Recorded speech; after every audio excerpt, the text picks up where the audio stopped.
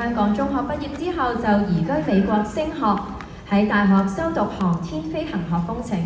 畢業後再喺聯合航空公司工作咗24年。喺呢3年正擔任美國聯邦航空管理局高級航空及航天飛行學嘅工程師。美國聯邦航空管理局入邊嘅工作大概係包括飛機嘅認證、唔同系統上面嘅安全風險評估，甚至會調查意外事故。事不宜遲，恭請陳建璇先生。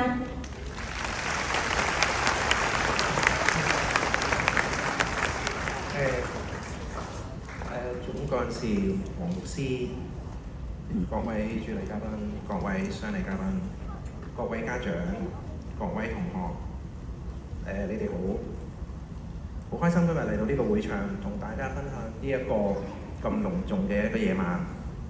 我首先想問下大家，你哋做功課嘅時候有冇留心做功課？梗係冇啦。舉下手睇下有冇人，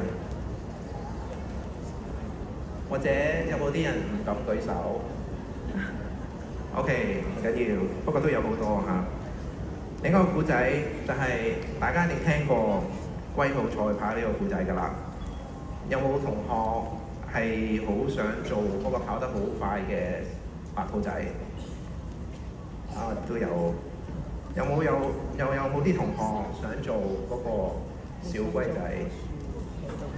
啊，冇人喎。有啊。唔緊要，我淨係想講俾大家同學聽，以前我喺你哋嘅年紀嘅時候，我亦都好中意一路做功課，一路玩，而且係推車仔，而且我亦都係當時，亦都係一個小嘅烏龜仔。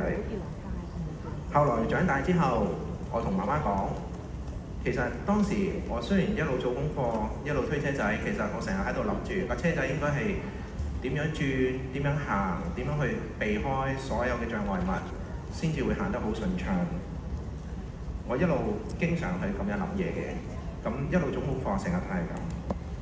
所以我好慶幸，多謝父母一路以來俾我嘅培養。我亦都好多謝父母冇抌晒我啲車仔。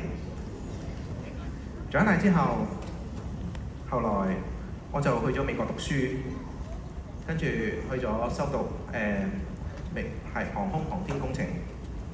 喺航空公司做咗20幾年，負責機隊管理、飛行控制系統、導航系統上面嘅工作、試飛嘅工作、模擬駕駛上邊嘅工作。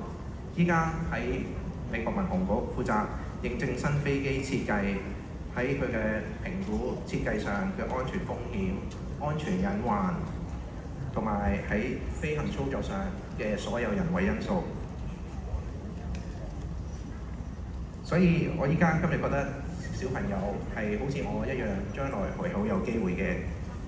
咁你哋可能知道航空界，你哋一定會諗到有飛機師、空中服務員、控制塔嘅管制人員，亦都喺機場裏邊見到好多地勤嘅人員。佢哋每一個人都擔任住一個非常重要嘅一個角色。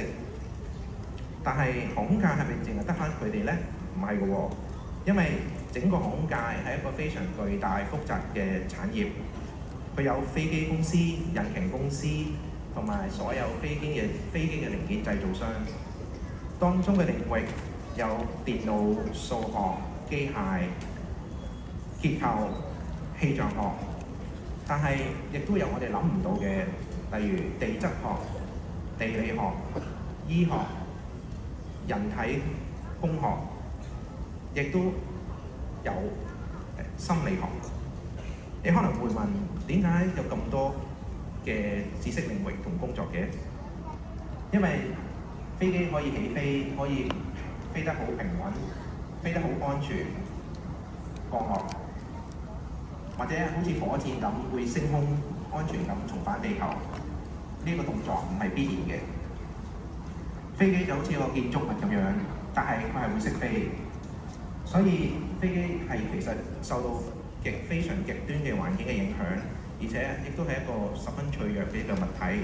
正正因為呢個要求，所以我哋飛機一定要做到非常精準、非常平穩。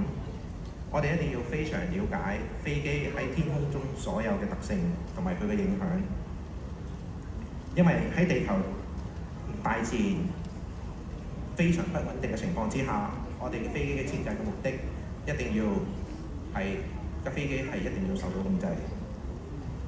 人類喺過去100年先有一架飛機，但係飛機背後嘅科技其實喺300年前嘅牛頓定律已經開始啦。經過咁多年航空嘅研究、應用、測試，後面亦都有好多數學數據去支持佢㗎。呢啲內容全部都係充滿挑戰性同埋啟發性。就係因為咁嘅原因，我覺得依家啲小朋友，就係你哋同學仔，你哋一定要揀你自己中意嘅科目。因為以前我喺中學嘅時候，我係讀文科嘅，但係去到大學就為咗興趣，我就轉讀理科。所以我哋覺得喺學習嘅道路上面，最重要嘅咧就係先講你嘅興趣，而且興趣係你第一個考慮。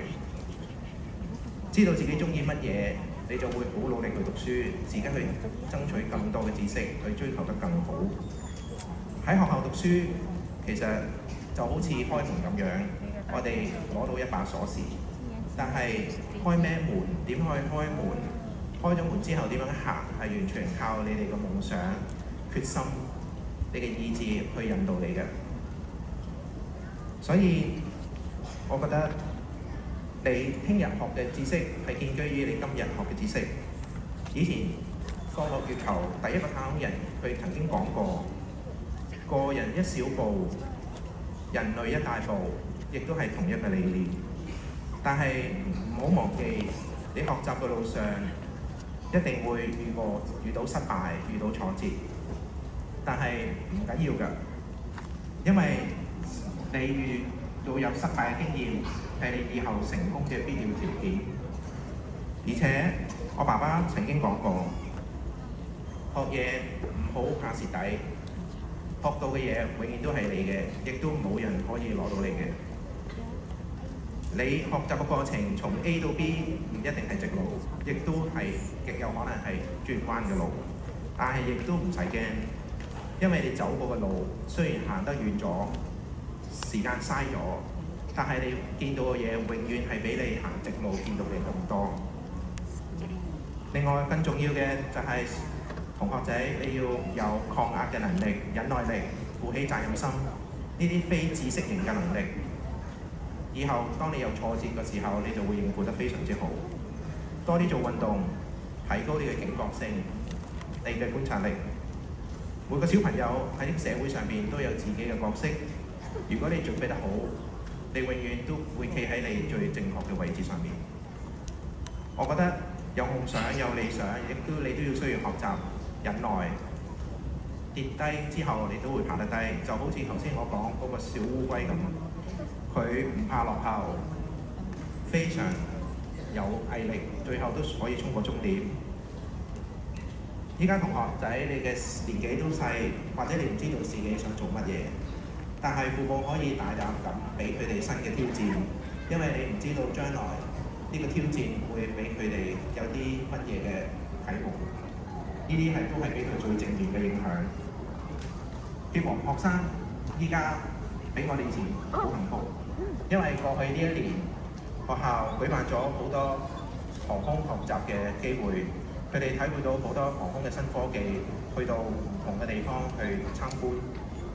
我覺得呢啲實地嘅考察同埋喺課堂上嘅創科活動，都係俾到佢哋非常寶貴嘅經驗。呢啲都係難能可貴嘅，亦都非常多謝學校、校長、老師，你哋對學生嘅付出，你嘅堅持，我覺得其實亦都係非常值得表揚。最後，各位同學，有人天生都有一支彩色嘅筆，亦都有人天生只係有一支圓筆。但係都係唔緊要嘅，因為憑你嘅努力，你都可以畫出一個非常精彩嘅人生。明白我哋缺乏啲咩知識，其其實比明白我哋嘅才華更加重要。只要你哋努力堅持，學到新嘅知識，你之後就會飛得更遠更高。祝福各位同學，記得多謝你哋嘅老師，享受學習，追夢成功，健康成長，同埋升學順利。多謝。